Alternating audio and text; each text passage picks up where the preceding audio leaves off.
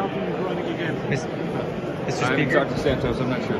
Just speaking about it like an hour ago. While you adjourned Speaker Johnson, before the president had left the chamber? Oh no, look, that we were following process and procedure. When the well is empty, that's when you adjourn and you declare the joint session to be over, and that's what we did. So it was no slight to the president at all. He had plenty of time to shake hands on the way out. Mr. Speaker, what did you make of Congresswoman Marjorie Taylor Greene's back and forth with the president during the speech? Look, people got very emotional tonight because it was an overly partisan speech, and it was filled full of information that is just objectively not true. And so you saw the visceral reaction, I think, from people in the chamber, and I suspect that a lot of people at home were feeling that same frustration. So we emphasized decorum. I think mostly that was respected tonight, and that was a good thing for the country. Do you have any reaction to George Santos being removed by the U.S. Capitol Police during the speech? I didn't realize that was a Gold Star parent. Look, speaking of emotion, I mean, there's a lot of reason for them to be upset.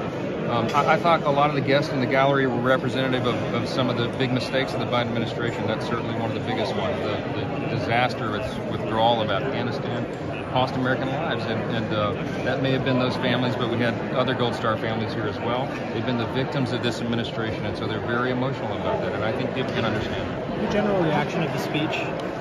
Well, we were disappointed. I mean, look, usually in a State of the Union, you have at least segments of it that are bipartisan, that where we can unify and agree on things. President Biden gave none of that tonight. It was a completely hyper-partisan speech. I don't know how else to describe it. It was a campaign speech, and a pretty vitriolic one at that. And so, you know, people are saying that I made funny facial expressions. I tried to keep a poker face, but it was very difficult. I disagreed so vehemently with so much of what he said, and I think the people back home did as well. So we'll see how that goes. Thank you all so much. Make some space, guys. Thank you. Clearly, President Biden is clearly not on his A game, and I think that's a charitable way to describe it.